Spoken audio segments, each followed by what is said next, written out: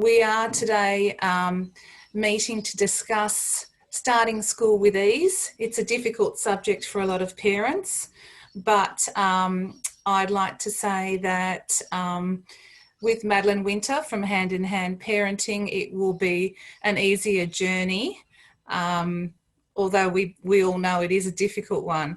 So today I will hand over to Madeline Winter, and hopefully by the end of this hour and a half we will learn some things to make it also much easier. Thank you, Madeline. Thanks, Anita. I'm very pleased to be here.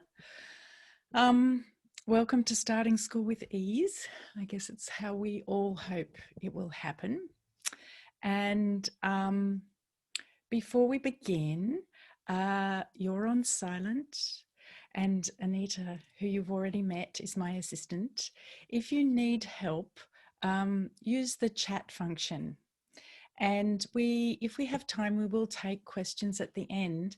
So you can send your questions to Anita again using the chat function on Zoom, and she'll have a look at them, read them out, and we'll see if we can tackle them. And I too want to acknowledge country, the traditional custodians of the land on which I sit, which today is the Wongal people, which is where I live. Their elders past, present and emerging.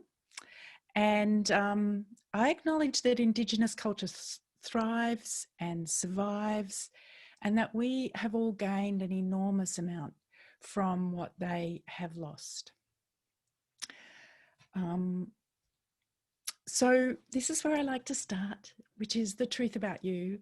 As parents, we find it's very easy for us to feel bad about our parenting. And the truth is that you are a good parent, and that you have always done the very best that you can if everything's taken into account. And as a parent, you face real struggles and difficulties, and you're not to blame for these. And around, seeing as starting school's our topic today, around the issue of school, the whole business about the pandemic, the periods we've had where we've been doing school from home, the transition to school will all be a whole lot more disrupted than, and all of those things have been hard. And those of us there are some people here who may still be in lockdown. Those are really hard things. Parents are not well thought about in how those things get rolled out.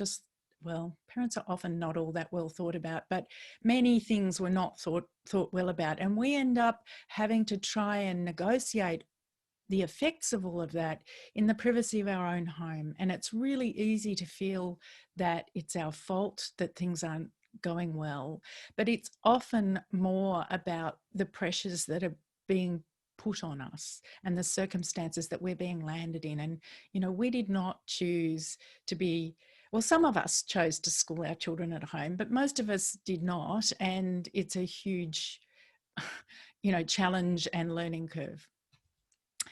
And it's true, I can guarantee you that someday you will get a little rest. And here is my dear husband, who spends a bit of time on this couch. It's our friend's couch. He often has a little snooze. Anyway, it's proof that someday you'll get a little rest. So we are recording this webinar, and you will at some point, Canterbury Council will put it up on the website, and you'll get a link to that. But after the webinar, we'll send you out an email which has a link to my website with a whole lot of resources that you may find helpful. Some stories, more information, other resources you'll find helpful. And I love to actually talk to real people and have conversations about parenting. One of the things about the webinar process is that it often doesn't involve the back and forth that makes things really fun. So I'm really happy to chat with you and you can book a free 20-minute consultation. I can get a better sense of what the challenges are in your family, and figure out how I can point you in the direction of some resources that will help. So do feel free to set something up with me. And you can learn more. There's my website. That's a link to the page that you'll get an email about, with a whole bunch of information about starting school and about how our hand-in-hand approach tackles that parenting challenge. And it's a big one. You can join my mailing list, and I offer courses and resources and coaching and advice and groups. So have a chat with me to find out. So we all make mistakes as parents. I mean, we make mistakes, all of us, all the time, but it's impossible to parent perfectly. And we have the very best of intentions and the very biggest of hearts. But sometimes we head out without really planning or knowing the territory that we're about to embark on. And sometimes things go wrong. I love this set of slides. So my goal is to help you avoid some of those things you might call parenting fails, but in particular to help you recover from where things have not gone quite right. And as parents, I think we're almost biologically predisposed to be wanting to fix things and wanting to try and protect our families and avoid difficulty. But difficulty is almost unavoidable. Children don't operate according to a manual. And so we need ways of recovering, and the hand-in-hand listening tools, some of which I will talk to you about today, are a really fantastic way of getting in good shape before you start school, but also dealing with the challenges that come up around it. And a little bit of information about me. I've done many different things. It took me a long time to figure out that I wanted to be a parent. Better late than never. I wish I'd done it earlier. I wouldn't recommend leaving it as late as I did, but it's the best thing I've ever done.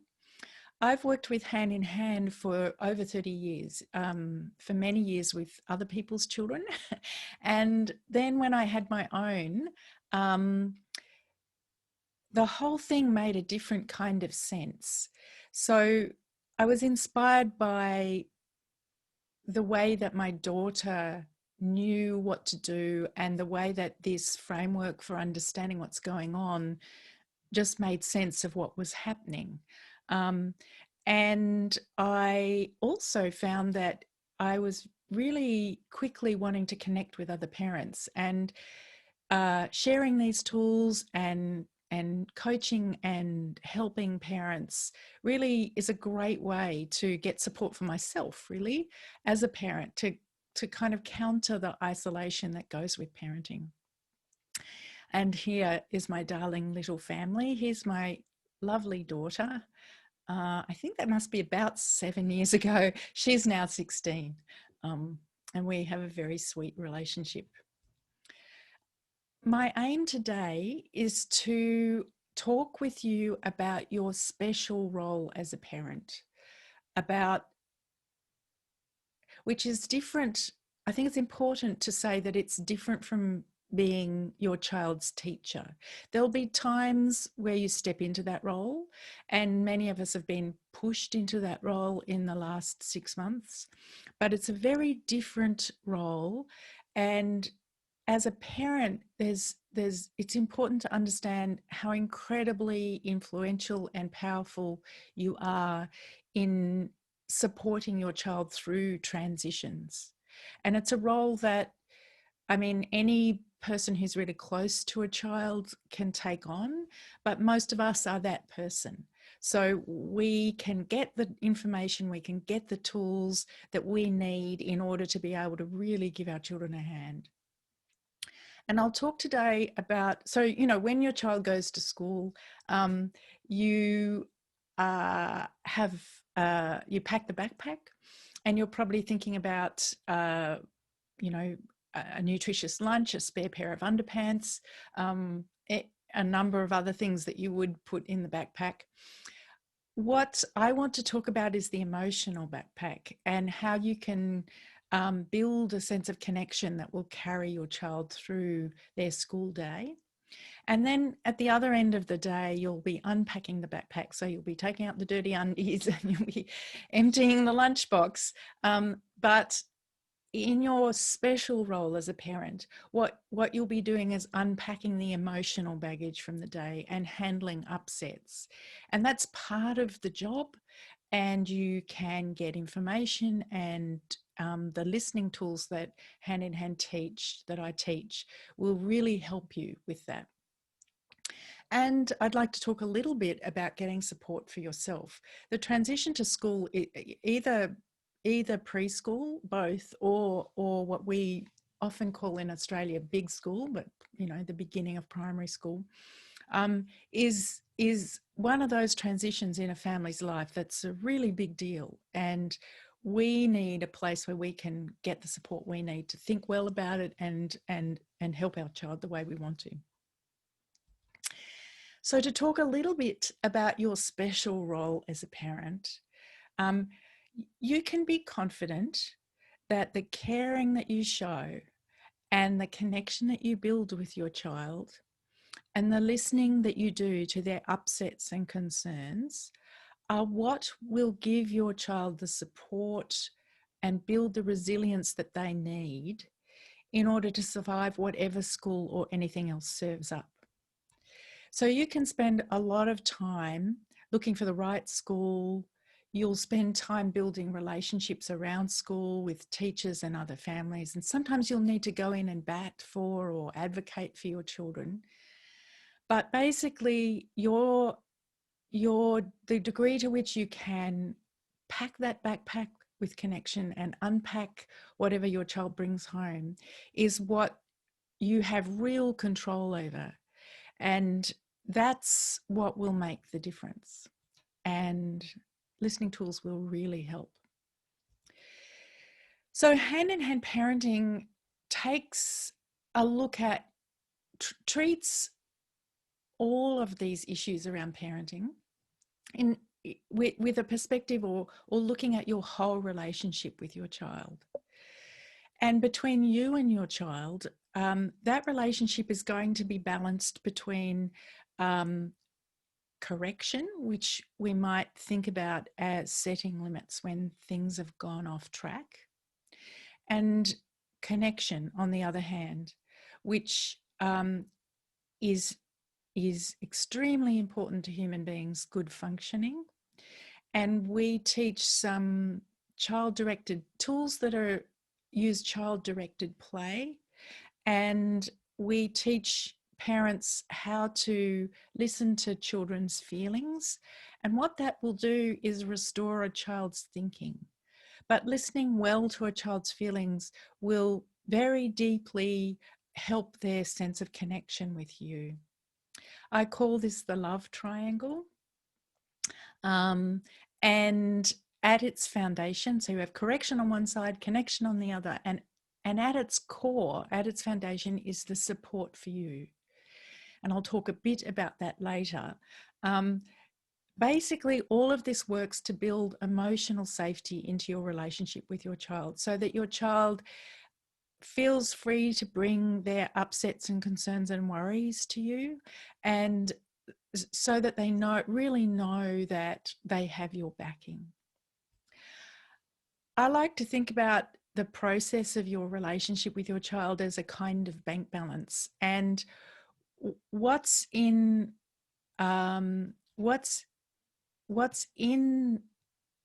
the credit in that bank balance is connection. And when there's plenty of connection in your relationship with your child, you'll find that it's characterized by closeness and cooperation.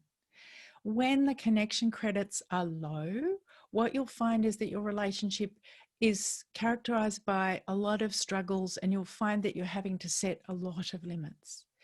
And commonly when we hit difficulties in our relationship with our child and there's things going on that we'd like to have go different, commonly we'll focus on limit setting, on trying to be firmer with our children, and there's a real place for firmness. It needs to be combined with warmth, but often the problem is actually a connection problem, and focusing on rebuilding connection and repairing connection where it might have gotten broken is a really important thing to do.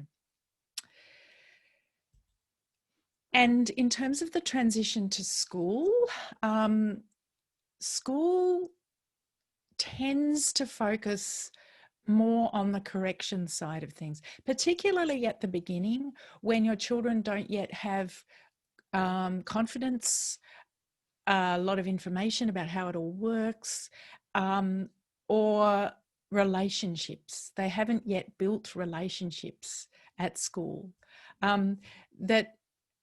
That schools tend to be emphasizing the sort of limit setting and correction side. So they'll be characterized by a lot of rules, a lot of routines, and a general sense of getting on with it.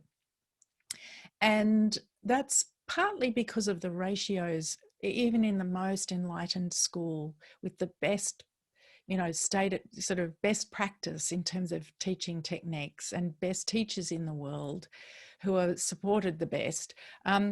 There just aren't the ratios of adults to children to allow much more than a fairly sort of regimented process of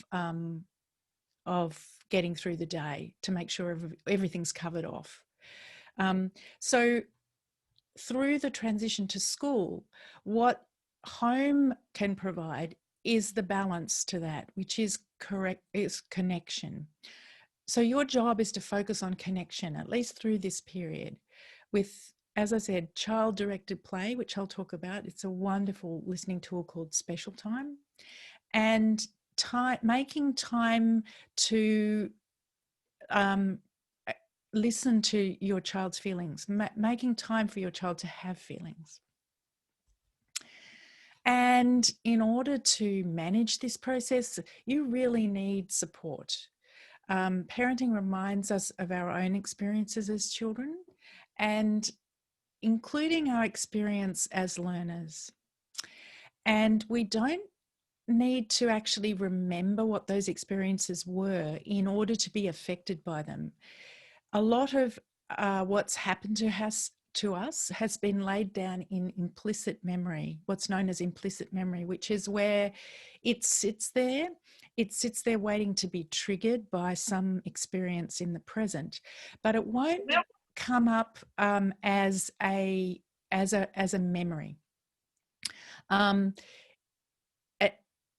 It will come up as a set of feelings. So just briefly, when my daughter started school, I was really agitated and upset. And I had made a friend in the process, as you do, of starting school. And we started doing together what we call a listening partnership, which I'll talk about in a minute, but it's basically swapping time listening to one another in a organised way. And we both worked on how we were feeling about our children starting school. And what turned up was that eventually I figured out that when I was at the age my daughter was, about 6, my parents went to live overseas in a country where we didn't speak the language and we were really isolated. And that was quite traumatic experience for me. And something about taking my child to school brought that up. And I was really in bad shape. And I could kind of tell somehow that, like, I would get very worried for my daughter, but I could kind of tell that the worry really, she was fine. The worry didn't seem to relate very well to what was happening to her. And it turned out that it was about me. So we have old feelings that get pulled up by all sorts of experiences in the present. And we also have a bunch of feelings ourselves about our children heading off to school. Commonly, children are struggling with separation feelings, but at least as often I think we are as well. So we teach a listening partnership. If we were in a room together, which maybe one day soon we will be, we could have a practice of this. But basically, it's a timed turn-taking listening time. You find a partner, you decide who'll listen first. You decide how long you've got and you split it in half. And when the timer goes off, you use a timer so you don't have to worry about the time. You swap over. So initially one person listens and the other person tells their story, and then you swap over. So the person who told their story becomes the listener. And when you're listening, there's a few tricks. We need to offer people warmth and our full attention. And it's different from a conversation. So we really need to be careful not to interrupt or give advice as we're listening. There's plenty of advice for parents. There's not a lot of space to actually spend time, spend time talking about how we feel. And the other really important thing there is to keep it confidential. So what is said in a listening partnership stays there. And we don't mention it again to the person we've listened to, and we don't go talking about it to anyone else. That makes it safe for us to talk about how things really are without being kind of concerned that it'll get spread around and that we'll be judged. So the kind of things you might have a chance to talk about are how you feel about your child starting school, about your own memories of learning, your children being in a formal learning environment and struggling with learning new things will bring up your own experiences of that. And some of us were really successful learners, and telling those stories of what you loved learning will actually help. But many of us also have experiences of learning that were really hard. I know when my daughter was learning the times tables, I was thrust back to a really hideous experience of learning the times tables and hiding in the back of the room for fear of being chosen because I hadn't learnt them. So you will also probably, as I've just said, I had memories of starting school yourself. And all of those things are worth talking about because they'll be lurking around there affecting how we feel. And if you get to do a listening partnership on a regular basis, you'll have a chance to notice your efforts and your successes and how much you care. We spend a lot of time thinking about what we have done wrong, and you will spend time on that in listening partnerships. But you know, this is such a big job. Any other job you would have colleagues and supervisors. So you get a chance to notice how well you're doing. You get a chance to think about what you would like to change. You get a chance to work through some of the tensions of everyday life. I know that I do not parent as well when I'm under pressure myself, and having a chance to talk about that makes a big difference. And you'll get a chance to sort of explore your own reactions and feelings and stories. Plus, you'll notice that you're not alone.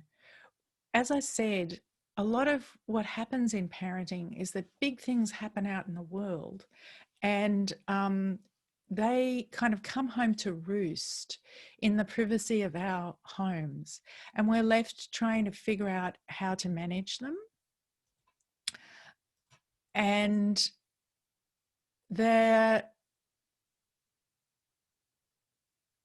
when we struggle to manage them, we feel like it's our fault. And when we get to notice that everyone's in the same boat, we kind of can tell that while there are things we need to fix and things we probably need to do better, it's really not your fault, and you're not the only one. It's not some failing of yours. The other thing is that listening to other parents, you'll learn from people's experience.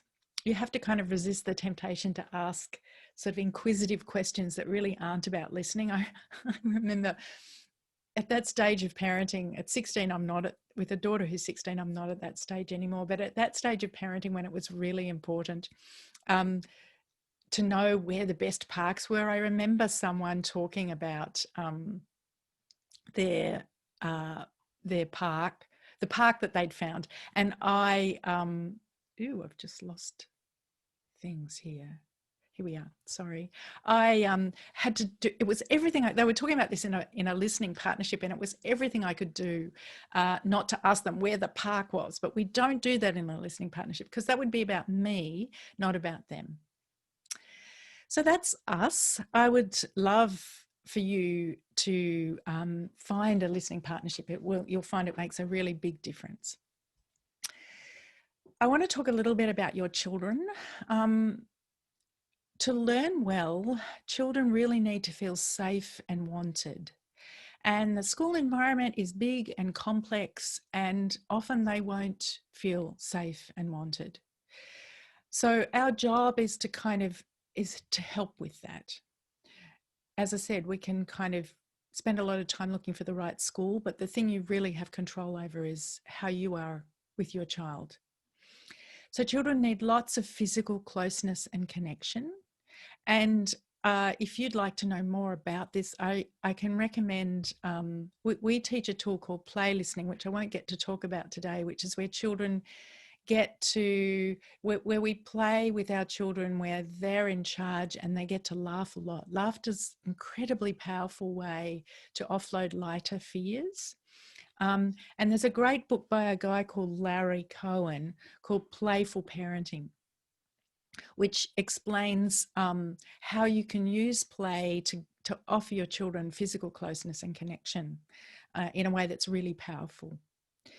Children also really need to play without preset rules or a sense of competition. And I'll talk a bit more about that. One of the things about school is that what play there is will probably have a lot of rules, and there's often quite a lot of competition at school that's not easy on young people. The other thing young ones need is they need us to hold out relaxed high expectations. They need us to have high hopes for them, but to be flexible about the struggles that our children will have in reaching for and maybe meeting those goals.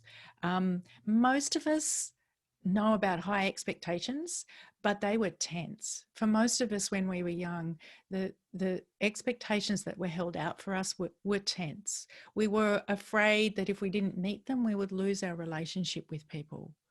So what we're looking for here is relaxed high expectations. So that might sound like, sweetheart, I know you can do this maths.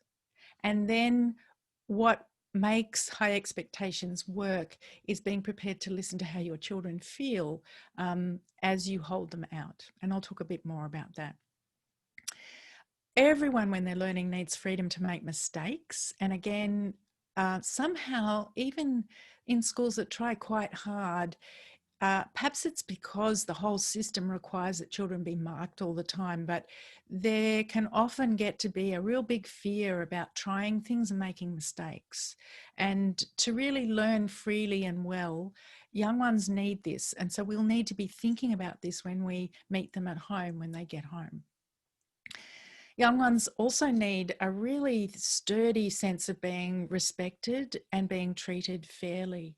And a friend of mine, we were talking about how important dinner time has become in our families now we have older children. And she was telling me how her son spends quite a lot of time over dinner, often talking in a heated, animated, angry, not nasty angry, but, upset way about various things that have happened at school, which are to do with basically at the core, the way that he feels that he hasn't been really respected and treated fairly. And schools aren't great for feedback loops. There aren't that many suggestion boxes that a young person could safely put some suggestions in about what needs to change, or in particular how some teacher needs to do things a little better. And that's a pity, but it's what we end up having to handle when our kids get home, is that they've been in a place that just couldn't quite get there around this. And the other thing young people need is for their feelings to be understood and listened to. And this is where we have enormous power as parents. Ideally, this would happen at school, but school really doesn't have a lot of time for feelings. So basically what we're wanting to do is keep that sort of meter in the middle, keep the dial in the middle, in terms of our relationship bank balance. And we're working with school and in the environment of school. So we want to keep the balance. So it's kind of a balance between correction and connection, and between home and school. And all of that works in a complex kind of way. And, you know, we will all be coming to starting our kids at school with our own worries. And I don't know, if you have some worries, you could let us know, and we might check in on those at the end of school, at the end of the session. But we will all have worries. Mostly those worries are going to be quite different from the worries that our children have. So research suggests that children's cortisol levels, which are a measure of stress, consistently start to go up about 6 months before they start school. So they're anticipating a pretty big experience. And the Victorian Department of Education did a study that found that these were amongst the top concerns that young people have. Things like, where are the toilets? What are the rules? Who'll be my friend? What adult cares about me? Will I get to play? Missing home and missing us, and a kind of big question around, can I really manage this on my own? In other words, I've grouped these into 4 general categories. One of them is about a need for information. The other is about a very deep human need for connection. The third thing is about having feelings. And one of the things that we know, most of us know our children are going to have, is some big feelings around separation. And the other is a preoccupation with needing to play, which is often underestimated and really, really important. So I'm going to talk about each of those things in turn. Information's the easy one, although I think it's going to be a little harder this year. Schooling from home's a whole other story, and maybe I should do a little webinar on that because I have some firm views about it. But generally, schools are running transition to school programs. I think this year those might be a little trickier. So whatever you can do to help your child be familiar with the school environment, if possible, get to meet their teachers, do some practice runs, get your head around the logistics, where the toilets are. A big issue is what to pack for lunch. I thought this was a bit ridiculous when I first came across it, but I work some of the time with teachers, and it drives teachers nuts when little ones turn up with lunch boxes full of stuff they can't open on their own. So just keeping lunch simple and so that children can manage it. Just nuts and bolts stuff like how to label clothes, and some work around encouraging independence.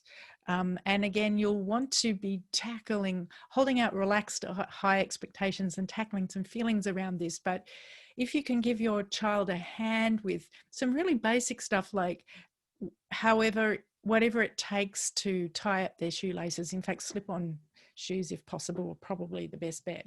But just how to manage themselves, how to manage putting clothes on and off, all of that sort of real nuts and bolts logistical stuff. I think for most of us, I think as adults, we forget what it must be like to go into a place where you've got no prior experience of or anything like it. So there's nothing that a young person, many young people can call on to help them navigate and anticipate and get through this completely new experience. You know, most of us as adults, we just wouldn't have that experience anymore. There'd be something we could call on from our experience that will help with this new challenge. Kids don't have that. So all these little bits and pieces really make a difference. The other thing that's really important to young people is a sense of connection. So children love to learn. I mean, we almost can't stop them learning. And they need connection like they need air, food, and drink. When they feel connected, they can use their thinking brain. Connection is profoundly important. Martin Seligman, who's a psychologist who's sort of pioneered the field of positive psychology, he and his colleagues have done a whole lot of research about what makes people happy. And people report that it's not really that they're in better shape or that they have more money or that they are more religious than the rest of us or that they're better looking. The thing that really makes the difference is whether or not how social people are. And people who are extremely social and have, you know, good regularly sort of used social networks are much happier. It's fundamental. And I recently, well, earlier this year, was reminded of how important actual sort of face-to-face connection is. I was sick and I needed to get a doctor's certificate. And I thought I'd be able to do it via telehealth, but I was at the medical centre and the doctor didn't know who I was. So they wanted me to turn up, I guess, to make sure I wasn't sort of pretending. And so I had to go up to the medical centre. And in the middle of the lockdown, just that connection with this young man who I've never seen before and I may never see again, and I probably spent 10 minutes with him, but I came out feeling so much better. And I think it was just being with another human being, in a social connection with another human being. And children can think better when they're connected. So I remember taking my daughter back to school, back to swimming lessons after the long summer break when she was younger. And she's a really confident, competent swimmer. So I was a bit surprised when she balked at getting in the pool and really didn't want to do it. And it was a bit of a longer story than I'm going to tell here. But the thing that made the difference to get her into the pool was that a teacher connected with her very deliberately and personally. She gave her a 10-minute one-on-one lesson, and within 10 minutes she had her in the pool with the other kids swimming up and down. And I think it was just that extra little bit of connection that made the difference to getting over the hurdle of braving the pool again after the summer break. And myself, I remember around learning, I remember helping in the classroom when my daughter was little, and the teacher said to me, look, could you just give this little one a hand? She doesn't want to do the work. So I went over and I sat with her, and she actually had a little cry, which I understood was about getting rid of some feelings that were getting in the way. So I was happy to listen to them. And she didn't have to have too much of a cry before she kind of popped out, as children do, and really noticed that the other kids were having fun learning this thing. And what was interesting was, which I'll talk about later, but what the kids were doing was they were going through the materials that the teacher had given them, but they were pretending to be the teacher, and they were using a whiteboard, and they were putting things up on the whiteboard and handing out assignments and doing lots of ticks and crosses. So what they were doing was learning something from the position of being powerful. And that's that's what young people will do. They were turning themselves into the teacher, handing out things. I thought it was so interesting. So it was the connection with me, the chance to have a few feelings, and then the playfulness of the way that her classmates were approaching the problem, that meant that this girl could engage. The teacher had told me there was some big drama going on at home. So she was carrying a pretty heavy backpack into school. But those three things, connecting, listening to her feelings, and playfulness were what made the difference to her ability to engage with what was happening in the classroom. So when children feel connected, they can use their thinking brain. When they go off track, when they're looking like they're doing things that don't make sense, generally it's a sign that they're not feeling connected. And that's what we need to focus on. And I just want to talk a little bit about play. Feelings, sorry. So I've talked a little about feelings. Stressful experiences create emotional tension. And that emotional tension doesn't go away on its own. Often what happens is it sits there and feelings migrate and they snowball. So a child's inability to do their maths homework may turn into an inability to do their English homework, or a good example I have of is a friend of my daughter's came to play, and she's really, really scared of the cat. And we had to spend all this time figuring out what to do about the cat so that they could have a play date without it being completely consumed by where the cat was.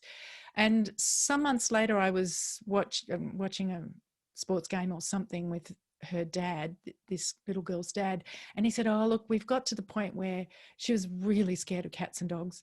He said, "We can't go out and eat lunch outdoors at a restaurant or cafe because my daughter's becomes really scared of birds." And I thought that's a perfect example of how fears snowball. Every time they come up, a child's brain is overwhelmed by the feeling, and all sorts of other things get stuck to it. So they migrate and they snowball.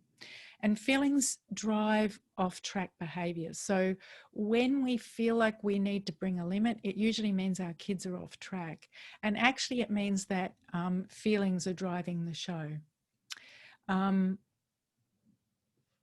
think it's also important to understand that there's a bigger picture around feelings. So it's pretty tough being little in a big people's world. And I think also at the moment, we're all kind of anxious in a low level, if not a high level way, about the pandemic and what's going to happen. We may be worried about work. Just there's a lot more pressures on everybody. And our young ones are picking that up. And one of the things that happens with young people and their feelings is that they tend to have big feelings about little things. So I think every parent has an experience of a child getting really upset about something that just seemed completely ridiculous. And generally, actually, that's not a ridiculous process. It's that a child is looking to get a hand with some big bunch of feelings, some big feeling that's often too big for them to even talk about or articulate, but they hang it on some little thing.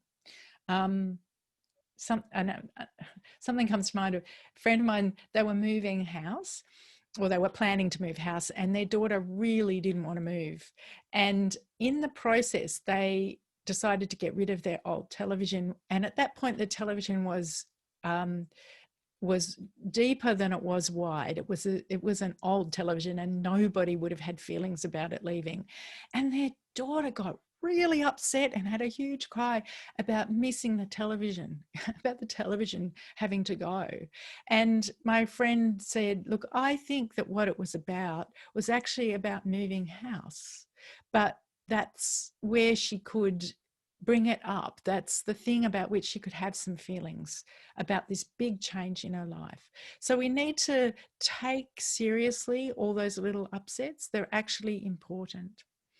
And stopping showing feelings doesn't actually make them go away. They fester often and become what we call emotional backpacks. I will talk a little bit about separation. You can find much more information on my website about separation, and Canterbury Council, we did a webinar on separation a few months ago. So if you find your way to the YouTube, Canterbury Council YouTube, you'll probably find that video. But the project of separating from us is what I would call an emotional project. It's one that extends over a long time. It goes in phases. It will be fine for a period and then it will crop up again. And it usually takes a sustained effort on our part to get through it. And early separations for young people often create emotional tension, which doesn't dissolve without help. And if you know that your child is going to have big feelings about leaving you, now we're in the southern hemisphere here and we're moving towards children starting school in 6 months. Even if you can't do the whole transition to school thing, what will be really worth doing is organising a project around separations. So you've got 6 months to work on it. I recommend making a plan for it and getting some help with it. I really love helping parents around separation. It's so hard when it's a big issue in your relationship with your child. It makes leaving and being away for short times really stressful for you both. And it's something that you really can make lots of progress on, and you've got the time, if you start now, to do that, so that there'll be a bunch of feelings probably that your child will have on the doorstep of the classroom that you won't be able to kind of deal with any other place and won't come up any other way than faced with leaving you on their first day of school. But there'll be a lot of feelings about separation that you can do really good work with your kids around up until that point. I recommend hand-in-hand parenting have produced a number of really, really good value, excellent short video courses, and you'll probably find Say Goodbye to Separation Anxiety is worth having a look at. They're quite reasonably priced, and that they're really packed with useful information and things you can do, how you can kind of set up a project. And feel free to have a chat with me if that's an issue. So play is the other thing that young ones really need a lot of. So the American Academy of Pediatricians has said that play, or some available free time in the case of older children and adolescents, is essential to the cognitive, physical, social, and emotional well-being of children and youth. It's very much underrated in our culture, but basically play is the language of children. It's how they learn, it's how they make sense of the world, it's how they make friends. And I remember when my daughter started school, I really had I was surprised at how long it seemed to take to kind of make friends, because she had solid friends from preschool, but it was a play-based preschool. And I think those kids had such a deeply formed play relationship that you could have moved it to the middle of the Simpson Desert and they would have been fine. But at school, given that it's preoccupied with other things and there's not nearly enough time for play, kids really struggled to connect with each other as fast as they could. So play is really important, and it's so important that the United Nations Convention on the Rights of the Child describes it as a human right. They say that adult support of free play brings the most benefits for young people. Any kind of play is good, but free play, which is play where children initiate and control and organize the play, that's a human right. That's, pretty extraordinary. So one of the things about school, most school environments, is children are not getting to initiate, control and organise the play. They'll find ways to do it, like those little girls in the classroom. It's like they knew that to learn this, they needed to play with it and they needed to be in control and direct how the learning was going to go. So children will find ways of doing it, but if you can help them with that, it's hugely beneficial. So I want to talk about some of the listening tools that we teach in Hand. Those will help you with preparing for school.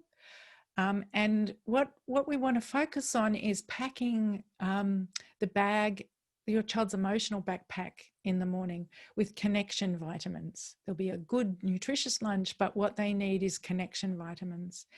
And when they come home, you'll need to reconnect after the period of separation, and you'll need to unpack the emotional waste that they bring home from school. And if you can do those two things, the whole experience of starting school will be way easier for both of you. So how do you connect? And most of us have close times in our family, times where we notice that we are close, where we enjoy each other's company.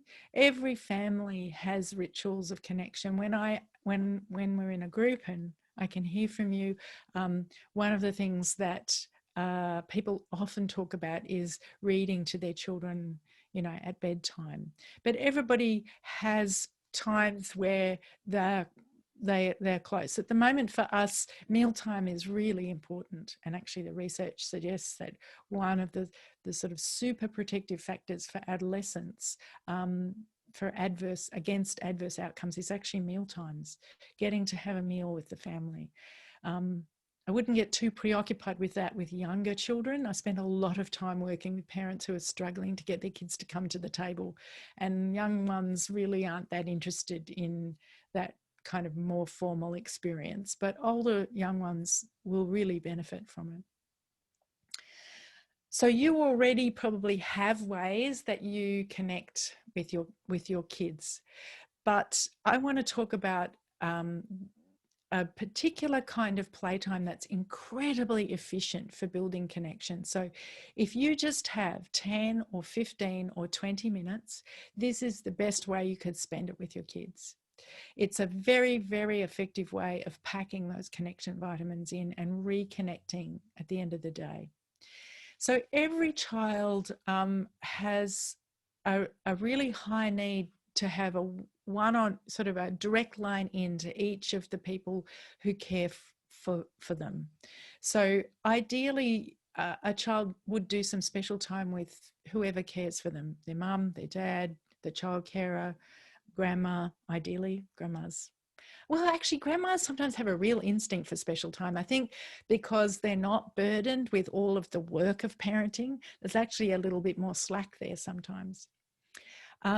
So it's one child and generally one adult. You can actually have more than one adult. Mum and dad can do special time with one child. And if you've got more than one child, it's going to be a challenge to figure out a time, but it's really worth it.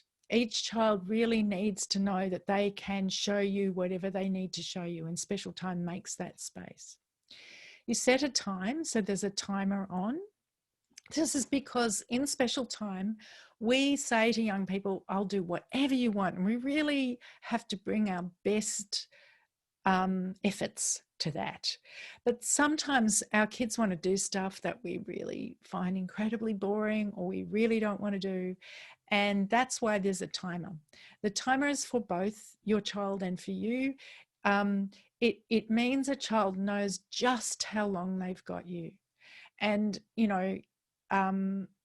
if we were in a conversation and you were trying to talk to me about something important and I kept looking at my phone and it was pretty clear that any minute I would disappear, you wouldn't really feel safe to talk to me about what was really of concern to you. Special time is a place where children can raise issues with you. They'll show you what they're interested in. They'll show you what they're worried about in the kind of play that they choose. And they need to know that you're going to hang in there for the whole time. So you announce it. You say, let's do special time, honey. Let's do whatever you want. You offer extra warmth, extra eye contact. And if laughter happens, it's good. Laughter is how young people, well, everybody actually, offloads lighter fears. And being little is quite scary. There's a lot of laughter that needs to be had. There's a reason that young people set up laughter fests, you know, where they seem to be joking about things that are just completely stupid. And it's because they have an instinct for offloading emotional tension, and laughter is a fantastic way to do that. It's a time, special time is a time when a child is in charge of the play. So any way that you can be less competent, sillier, less in charge, that will often bring laughter because it's so different from how we usually are as grown-ups, and helps to set the play up so that the child is in charge. Special time is this place where a child gets a break from being the littlest, the smallest, the least knowledgeable. That's what your agenda needs to be. So, you know, if a child decides to do drawing in special time and bumps into some feelings about it, I'm a terrible drawer. I've had this happen. And it's like, then you need to draw even worse than them so they can get to be the competent one. Or if a child wants to play, I was doing special time with the daughter of a friend of mine regularly for a while, and she really wanted to play board games. And when you're playing board games in special time, it can be a bit tricky because some board games, whether you win or lose, is kind of a game of chance, really. But basically, to the extent that you can, you want to lose. This is where they get to win, or they get to cheat and you don't notice. Like, you don't notice. But it's an experience where they get to have an experience of success, and ideally it works best if that success is because they've outwitted you. So being silly and putting them in charge is really important. And as part of that, you really don't want to give advice or instruction. You have plenty of opportunities in your relationship with your child to offer advice. Doesn't always get taken all that well.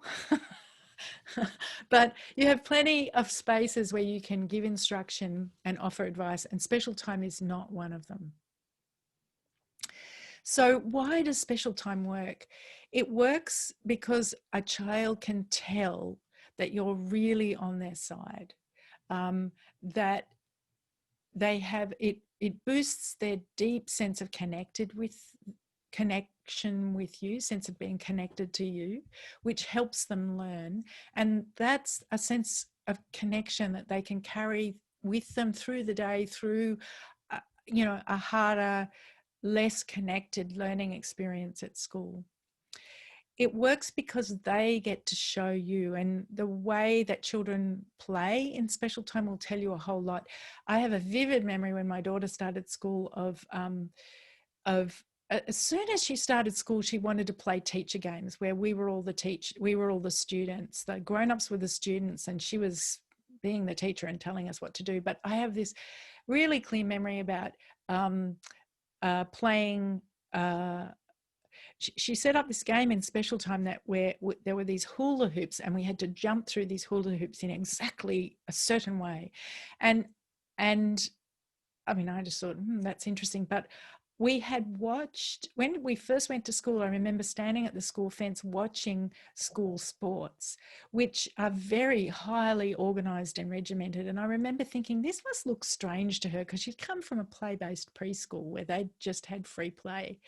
And what do you know, straight up in special time, that's what she wanted to play. And I knew where it was coming from. Basically, any kind of play that a child chooses in special time, it will be about something. Sometimes it looks really mundane and ordinary. Sometimes special time is just about reassuring themselves of your connection with them. But sometimes it's playing out an experience that has been hard for them, and they do it by playing the powerful role. So a child who's had a lot of medical interventions will often choose to play doctors in special time, and it's a pretty handy thing to have a doctor's kit around. They'll be wanting to give you injections and do things to you. And it's part of them working through that traumatic experience, but from the position of being powerful. So special time empowers children. It builds their emotional awareness. What happens is when they start to feel a bit disconnected and tempted to go off track, what they'll do is ask you for special time. You don't have to give it whenever they ask, but it tells you that they're low on connection, and you may be able to do some little thing, if not 5 minutes of special time, then some little thing that will get them over that hump. My daughter would often ask for special time right when I was trying to cook dinner, because I guess she felt less connected when I was preoccupied with getting dinner ready. So I'd give her a bit of a rumble. And the other thing about special time is we really feel better about our parenting. It's like I was a bit surprised when I became a parent how I expected to have all this time looking googly eyes into my beautiful child and, having loving times. And actually an enormous amount of time was spent just dealing with the sort of practicalities of life.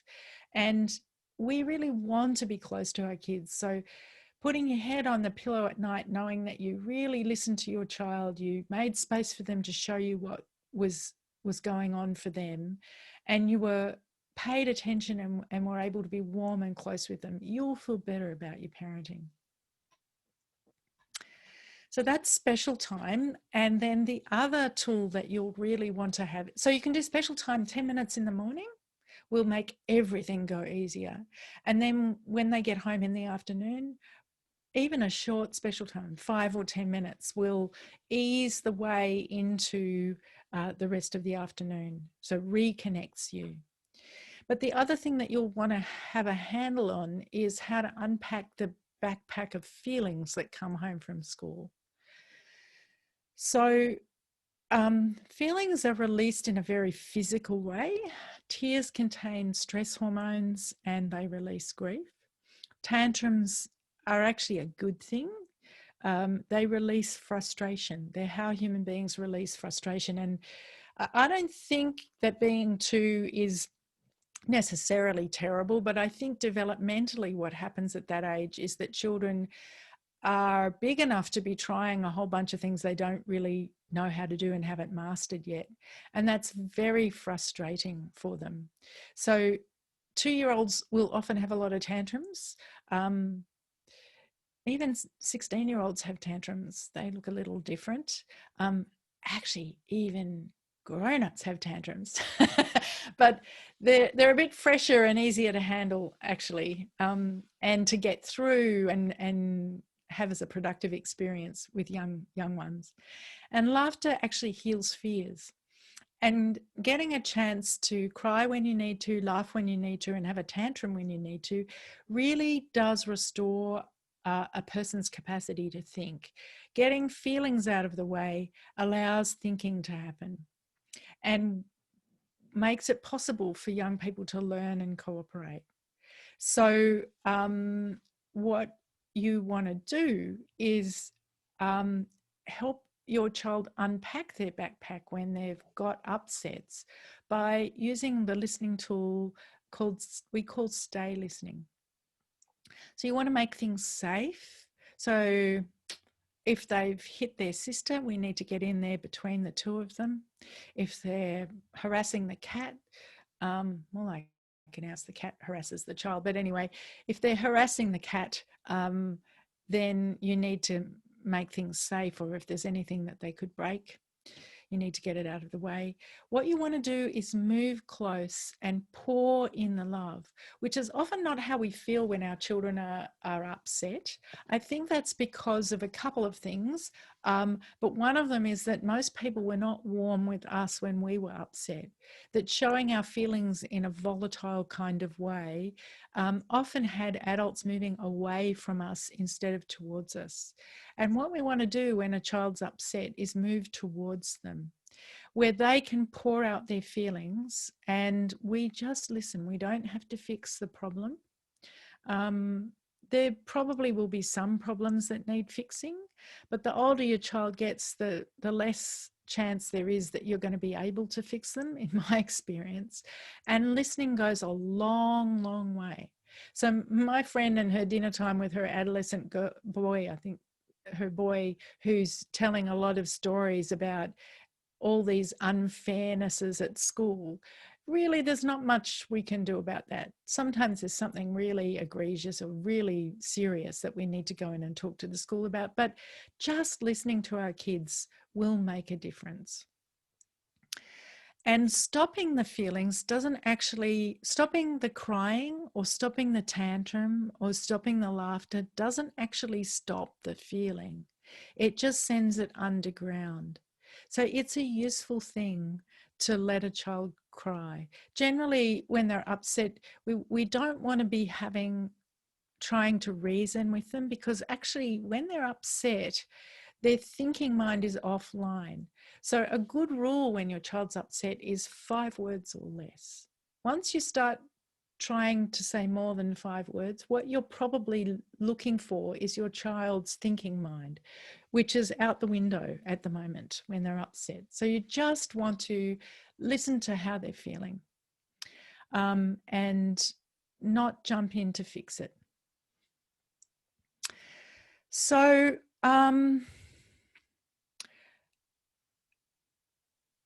just to sort of summarize, what we're wanting to do around starting school is keep the balance, to focus on what we actually have control over. So we want to build connection and pack the backpack with special time. We want to provide opportunities for play where a child gets to be powerful and successful, and special time can do that. We want to be listening to feelings and unpacking the backpack, which is where we can just listen, use 5 words or less, get close. I know, sweetheart. I know. It's hard. And I think what's also important is that we get support for ourselves, that we have listening partnerships where we can talk about how the whole thing's making us feel. So if you have questions, I don't know if we've got a little bit of time, Anita. If anybody's got any questions, if they've sent any questions through to you. Yes, they have. Cool, great. So let's see what people were asking. There was a question from Putri Maliha around her, and it's in the chat, around her younger child hitting, and she's not quite sure what to do with that kind of emotion when her younger child is hitting his sister. Okay. And she's not understanding why he's hitting her. Yeah. That's probably a whole other webinar, but basically when a child is hitting, it's often a sign that they're carrying an emotional backpack full of fear. And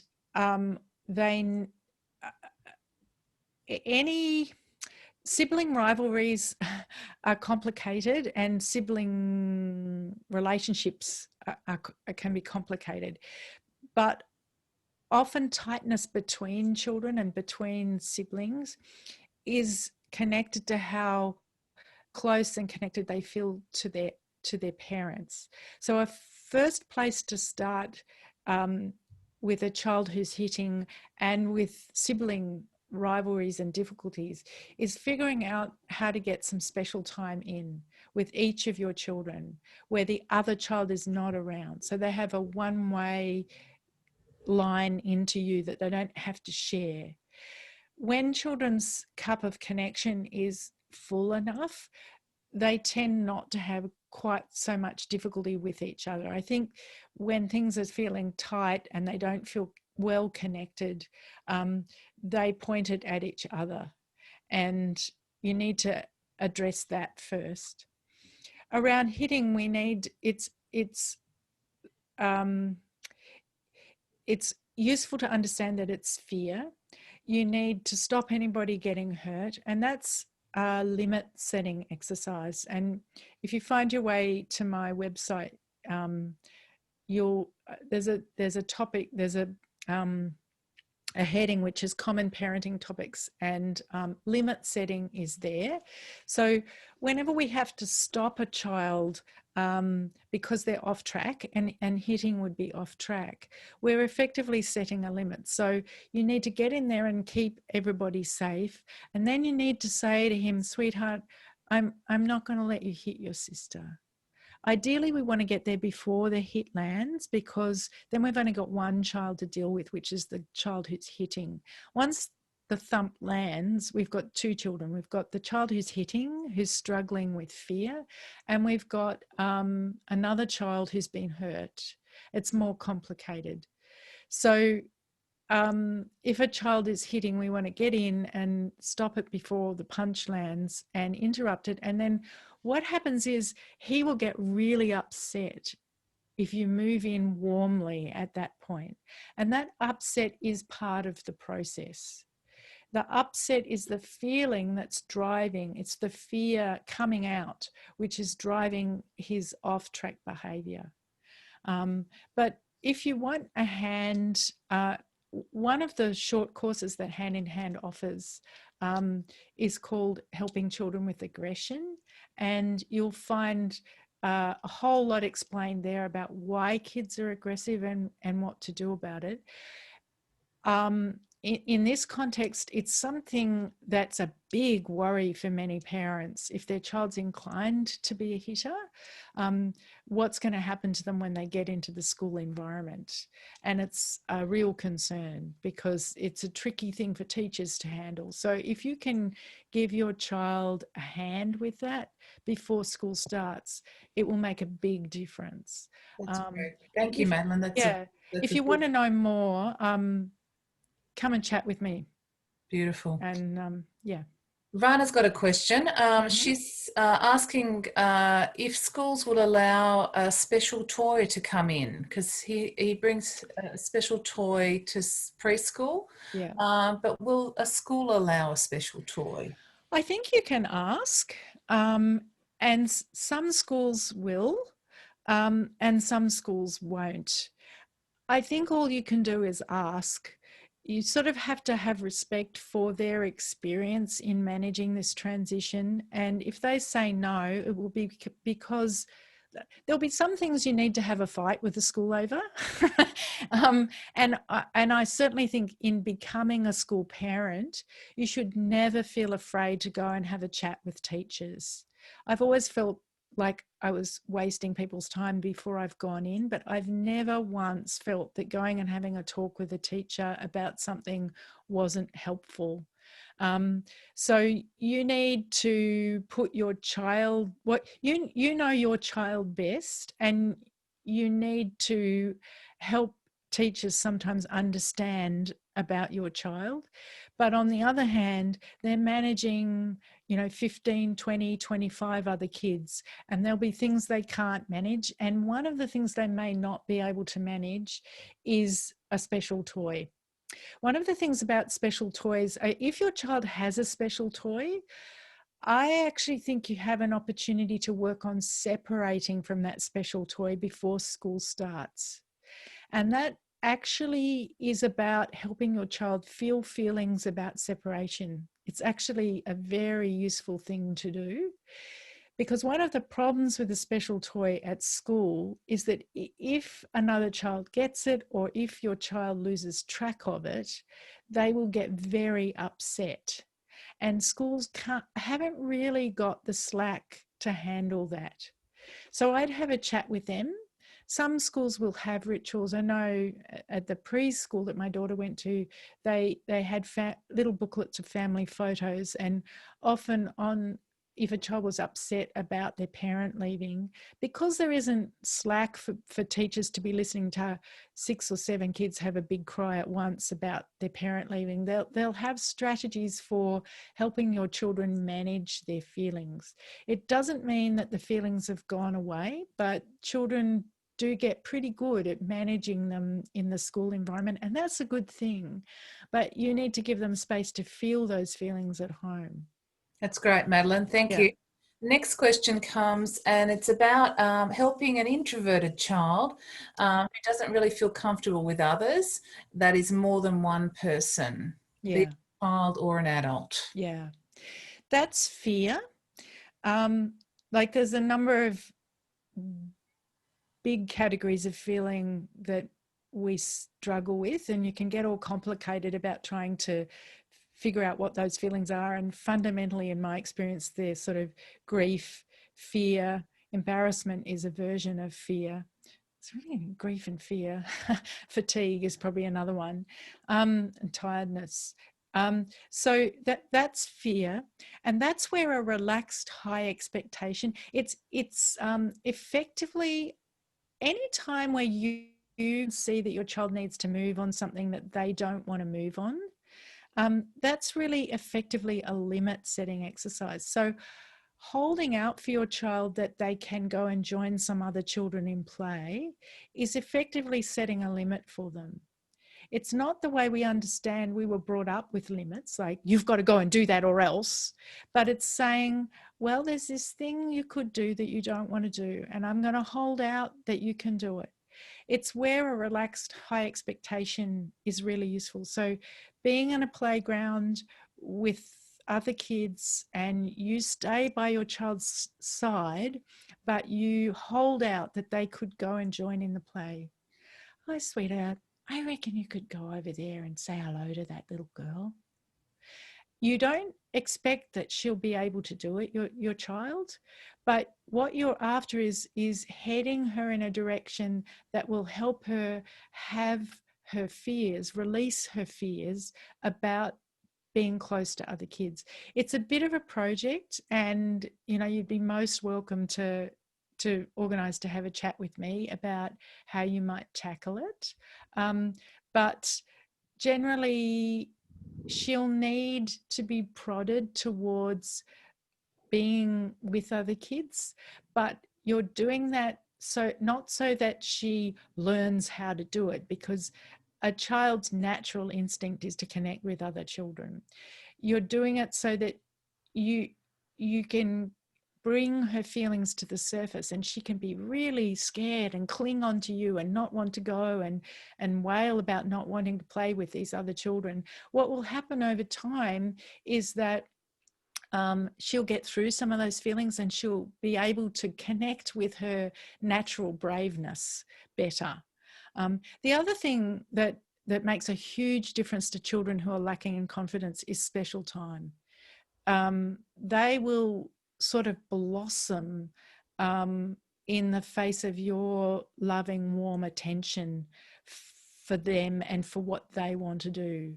So that's a good place to start, is doing plenty of special time. Special time is a very flexible tool. So sometimes you'll need to do a lot of it because things are tight, and any transition in your family life, special time, you'll probably want to up special time to kind of help to grease the wheels. And then other times everything's smooth and you can drop it back a bit. But if a child's a bit fearful of playing with other kids, good solid special time that's timed, where there's an end to it. What might happen often with special time is that at the end of it, your child will actually try to negotiate for longer. And if you say no, they'll get upset. And that upset is important. That upset is a bunch of feelings that have been hanging around that you get to listen to your child about, and they'll get through those feelings that way. So special time with you will boost a child's confidence, and then you can hold out that they could go and play with some other child and be ready to listen to them tell you just how much they don't want to do it. And you can just hold the limit, sweetheart. I know you can go and play. I know you really, it'll be fun. You can do that. You don't push them, you just hold it out and you listen for their upset. That upset is about her offloading all of her fears and getting rid of, and that will make, braving the social environment of school much easier. Thanks, Madeline. That's a good one. The next one we have is a worry about bullies at school. And should we send our children to learn some sports to empower themselves? And those, maybe I'll let you tackle with that one first before I've got another two from the same person. So that. Okay. All right. Again, a good, strong, solid sense of connection with you, which special time is fantastic for building, will help your child through difficult social experiences at school. I think if you suspect bullying, that's one of the instances where it's really important to go and talk to the school. Most schools have strategies for handling it. Some of them are better than others, but it's often they won't necessarily know that it's happening, and they need information from you to know that it's happening. They definitely don't want to be having it happen, so they will do stuff, and they often know a lot about how to intervene around bullying and informed by really deep experiences.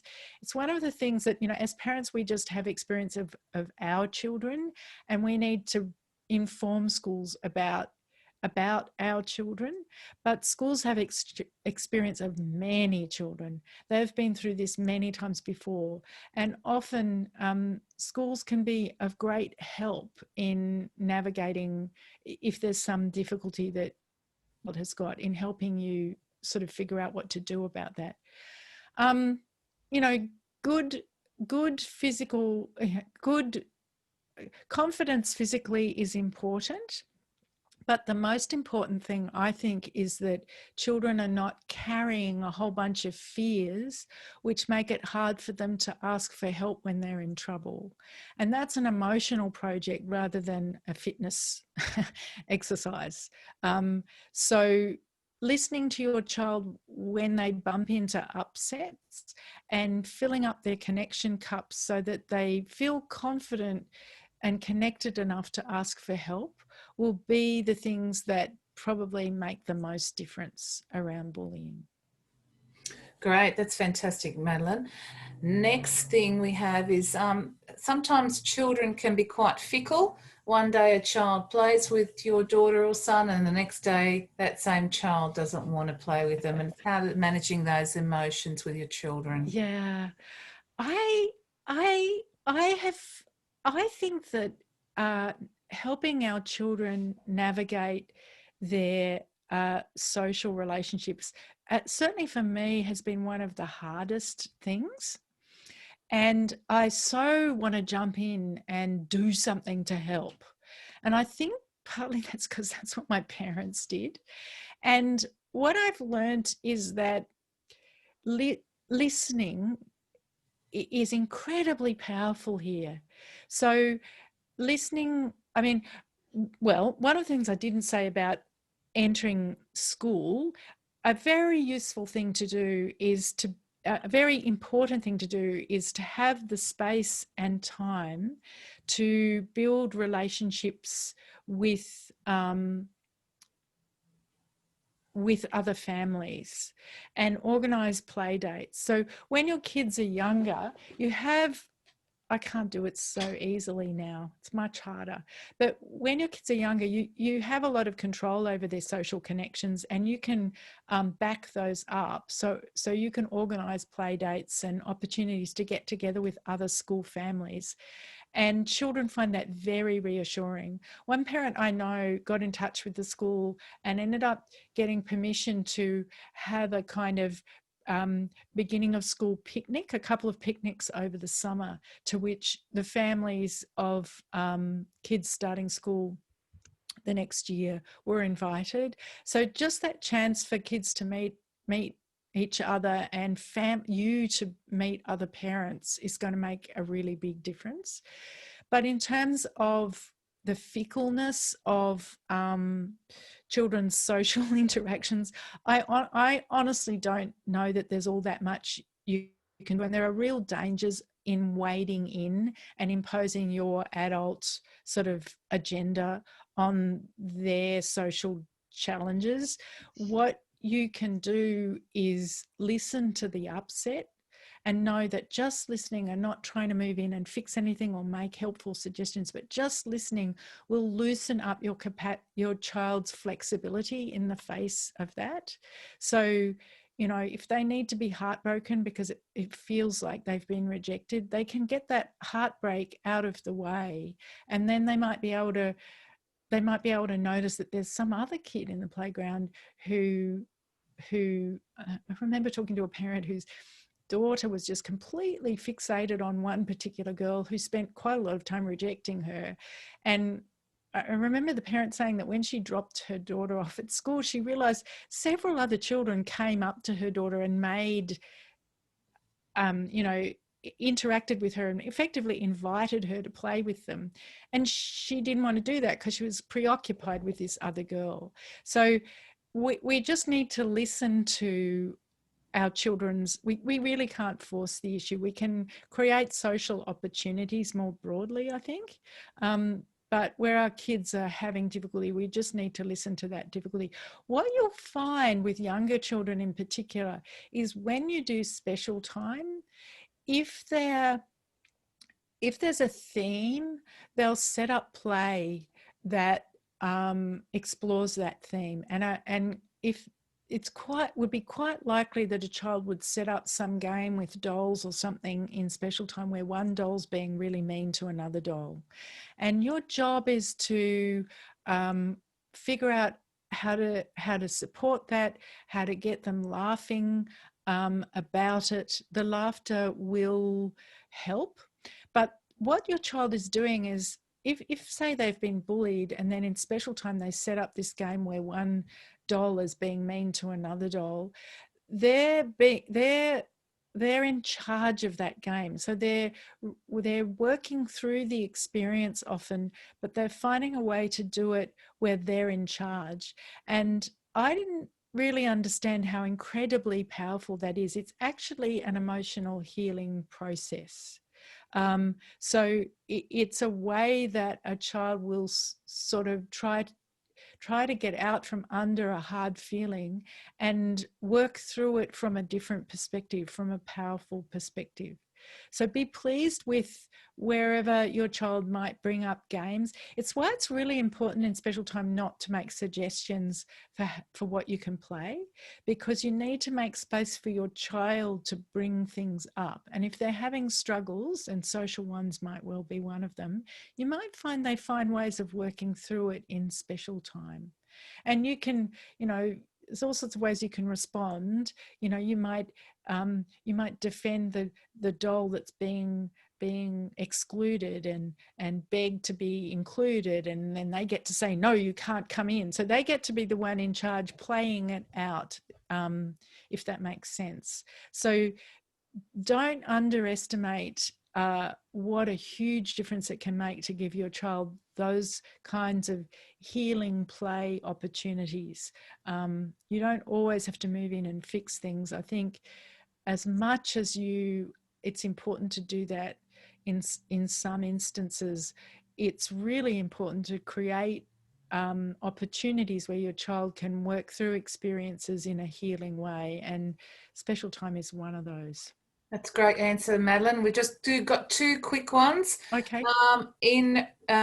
Just to carry on from what you were saying about creating some play events for parents to get together in families. Very difficult at the moment during the pandemic. Yes. So no real events are happening. Very difficult to connect with parents. Any suggestions? Well, I don't know. It depends where your school is at with it. Probably the school, if the one I have much to do with is anything to go by, they're actually not doing any transition to school stuff. Um, so, but if they're not responsible, they might be open to a picnic in the park. And, you know, the sort of health advice that's around is that if you are keeping, well, won't get started about whether children can spread the virus, but certainly activities outside with not too many people are much safer. So I think it would be worth your while to talk to the school about, can we organise a picnic? And, you know, maybe limit the numbers. But if you do that outside, I think probably it's as safe an opportunity as any. But any chance you have to connect with the other families will make a difference. Good And answer, yeah. Madeline. We've got a last question.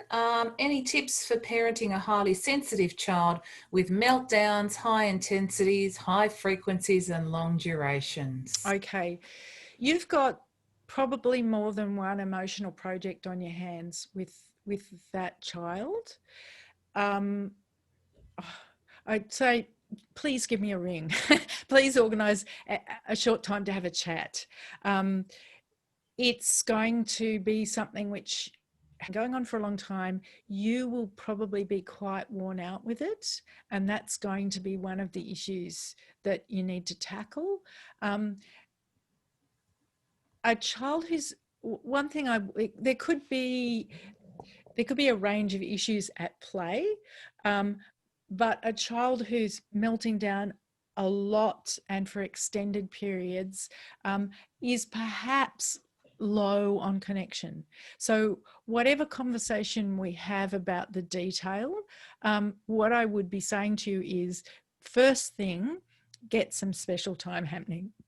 Build up their sense of you being truly on their side, get some more grease in the wheels of family life, and let's see if that makes a difference.